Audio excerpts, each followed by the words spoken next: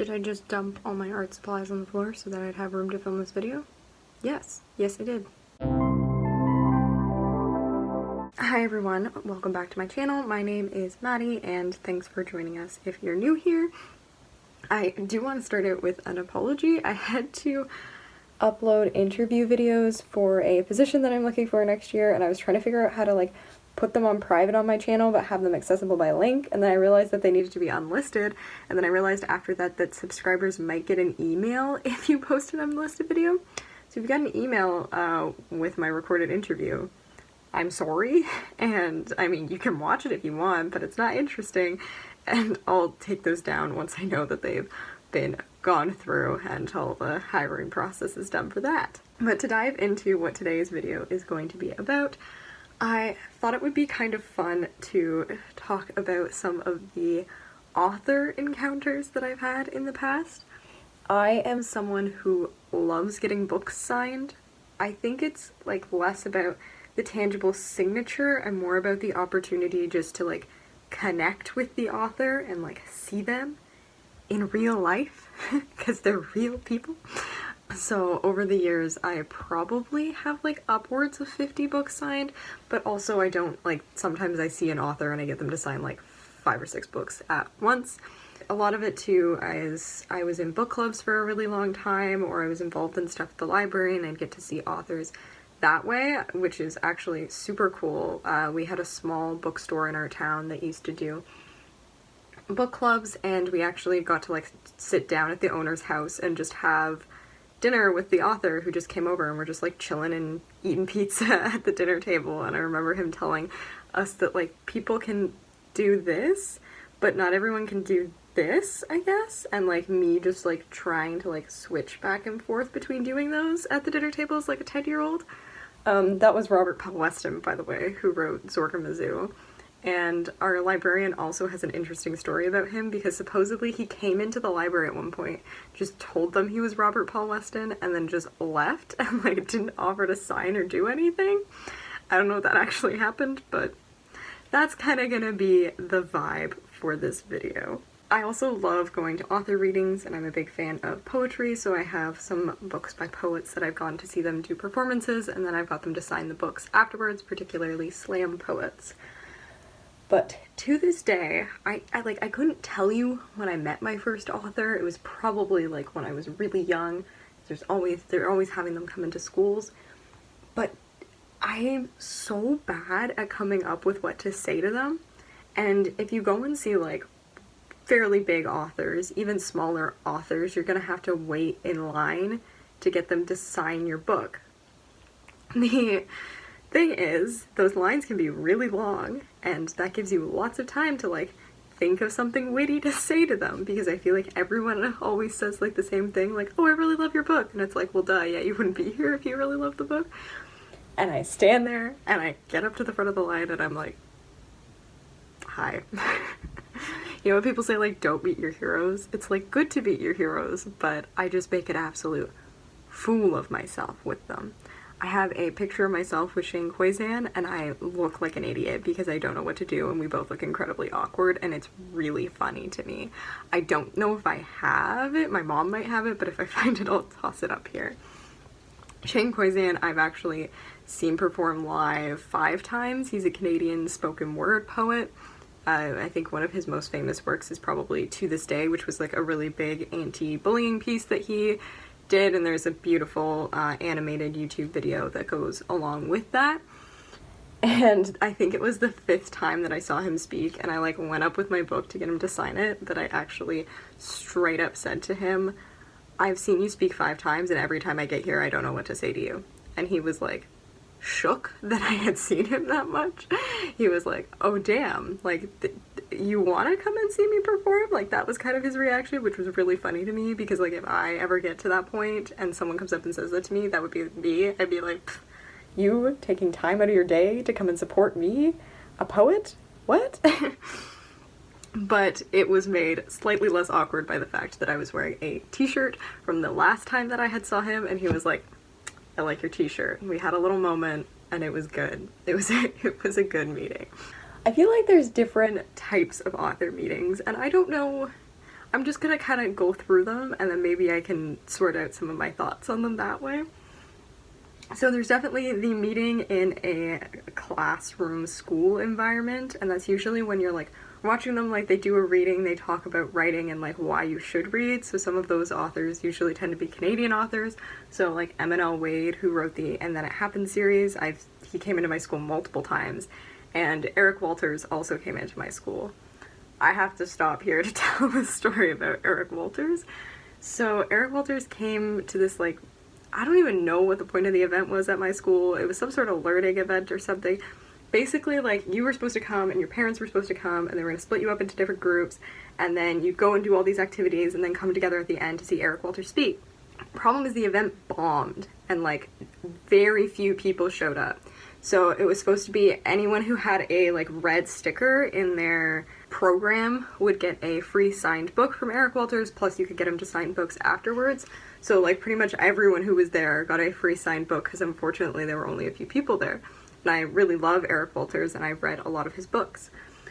So it was me, one of my female friends, and another one of my guy friends. So just for names' sakes, I'll call them Jill and Jack. There we go, that makes it easier. The three of us went up to him afterwards. I had brought some books that I wanted to get him to sign, and I was able to get him to sign that copy of the book that I got, and just personalize it.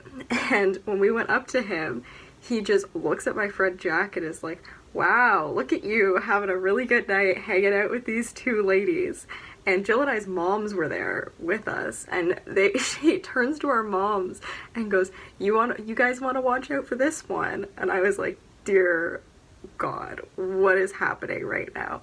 And then afterwards they were like, oh, do you want a picture together? So they took the picture of the three of us with Eric Walters, and while we're taking the picture, Eric Walters is saying to Jack, like, oh, you might want to put me on the end, that way you can just crop me out, and then you have this picture of you with these like two really nice girls. And like, it's funny to me now, but in hindsight I'm like, there's something uncomfortable about that. Like, I feel like you shouldn't be making those comments to like 13-year-old kids. But the thing that's really funny is the way that we're staged in the picture is, I think it's like Jill, Eric Walters, me, and then Jack. And both of the girls, like Jill and I, have our hands in front of us, and both Eric Walters and Jack have their hands behind us. And it's a weird photo, and the story behind it just has it hold a special place in my heart.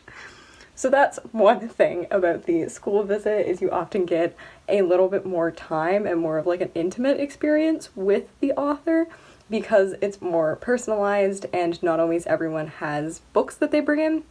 Other times, unfortunately, they don't always stop to stay to sign books, so they're like, okay, and they shoo you all back to class, and that's also really unfortunate. For the most part, it's just like, I wish they'd advertise better and tell you that they were having them. That would be lovely. So kind of on the similar line of that, his book club experiences, which I've had both at the library and within small book clubs at that bookstore in town, and those are very similar in the way that they're very intimate, which is so nice because it's just like you and 10 people and this author, and you get to ask them all sorts of questions and get them to sign all your books, and it's just lovely. You get those weird stories like with Robert Paul Weston. I've also met Kenneth Opel that way, and it's lovely. It's a great experience. It's very personalized, and they really just take the time to talk with you, and I really like that about it, because you get to pick at their brain a little bit more that you don't always get to in other ways. And that's usually what happens at big bookstore readings, is because those are often for larger authors, the line is so big that there's usually someone whose job it is to like stand there and like shut you up almost, be like, okay, say what you need to say, ask your question, and then move on. I know when I saw Marissa Meyer, I had read Cinder and Scarlet back to back, and there was a scene that my mom and I were debating about which book it was in, and I couldn't really remember because I read them so close together. We were trying to find it, we couldn't find it. So when we got up, we're like, okay, we need you to settle this debate for us. And she told us which book it was in. I think it was Scarlet, I can't remember. And she was like, oh, I can actually just find the page for you now. And you could just see like the face of the person who was supposed to be like keeping it moving quickly just like fall, like, no, we don't have time for this. We told her it was okay, and she didn't end up doing it. Yeah, it's sometimes hard in those moments when you're like with them for such a brief second to be able to like get that sense of connection, and I guess, intimacy. I don't know if that's a weird word to use, but you really just want to be able to like kind of get on the same page as them, and sometimes you don't always get that opportunity when you're meeting them at a big bookstore reading. I think the other way of meeting authors is book festivals. We have this really gorgeous festival that they do near me. It's the Erin Mills Writers Festival, if you want to check it out. Obviously, a lot of these things have unfortunately been delayed due to COVID, but at least that's one of the nice things about COVID is you can go to a lot of these writing programs because they're all virtually, even if they're in like Vancouver or somewhere that's a lot further away from you. It kind of opens up more of that opportunities, and it also makes it more accessible for people who can't always travel or be sitting in some of these environments. Because the Erin Mills Writers Festival is done outside, and it's done in this like old part of the town, so you're literally like on the lawns in like a sculpture garden and outside of an old grain mill, and it's really lovely the way that they put it all together. They usually have a table that's selling all the books from the authors there, and then they group the authors together by different topics. So there's usually, when I went to a lot of the young adult ones. So I think I saw, is it Darren Haynes? I don't know, he's from Heartland, but he wrote this book Creep that was really good. I felt so bad for him. They didn't have his book show up, so he didn't really get anyone to sign it, but I would have bought a copy.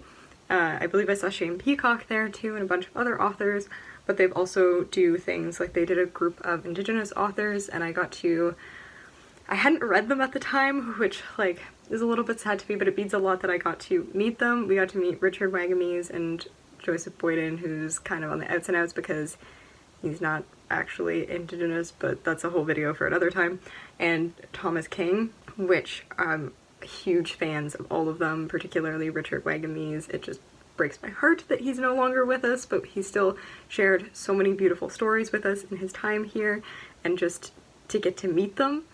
That Writers Festival is kind of a nice balance between the two, I think, in some ways, because it's small enough that you still have a fair bit of time, but there's also still that lineup so that you need to kind of move along.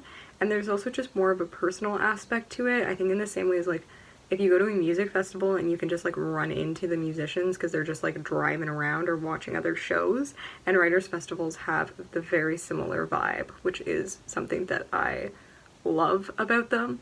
I think the other thing too is you just get to meet so many authors. Unfortunately, sometimes most of these events are free because the authors are usually making the money off of being paid to be there, and then the book's selling, which they'll get some of the royalties back, but also the bookstore benefits off of that. But it means that for some of the bigger authors, for example, if you want to go and see Stephen King, you're usually paying like a ticket of like upwards of $100, and in some of those scenarios you won't even get to speak with them afterwards, or you have to give them a book to get signed ahead of time. And writers festivals are usually super cheap. I think that one's free if you're a student, or it's like $5 or something, and you can see like 15, 20 authors in a day. And it's really nice because sometimes it's like, okay, I know this one author, but they're in a set with 4 other authors, and I'll listen to all of them talk, and then I'll go and pick up some new books that I wouldn't have heard of or wouldn't have thought about if I didn't go there ahead of time. Yeah, I've had a lot of quirky experiences meeting authors, and a lot of those things stick with me. I was just thinking the other week, which is kind of what prompted this video when I was trying to think of what to film. It was St. Patrick's Day, and I saw Neil Hilborn, who is a spoken word poet and is published with Button Poetry. I saw him in Toronto, and it was very weird being in like Toronto on St. Patrick's Day but at a poetry show, but I feel like that also just sums up my personality. And when I got up to meet him, I can't remember exactly what I said, but I think I said something like, I also want to be a poet that like talks about a lot of sad shit, because that's how Neil Hilborn refers to it. And like, thank you for doing this because it makes me believe that I can do it. And his manager was standing next to him, and I can't remember his name off the top of my head, but he just like looked at me and was like, do what you want to do and like fuck all those people who say otherwise. And I was like, huh, your manager just told me to like tell everyone to fuck off. I love that, and it's great. And Neil was also lovely and signed my book, but that like interaction with his manager has like always stuck in my head. And he actually has a poem about his manager. I think his name is Mark in his book, and every time I get to it when I'm reading through it, I'm like, ah yes, that guy. He's a good guy. He like never met me, never read anything that I've written, and still here he is telling me to tell people to fuck off and follow his dreams. So yeah, I think I'll leave it there for now, but if you want a part 2 of this, Lord knows I have many more awkward, weird, awesome, amazing, kind of quirky author stories that I can share with you guys. Feel free to leave me a comment or a thumbs up on this video if you'd like to hear more of this. I'd love to hear your best author meet story or worst author meeting story down below in the comments, and as always, my Goodreads and art Instagram will be linked down there as well. Make sure you subscribe and ring that bell to get notifications when the next video comes out, and have a wonderful week!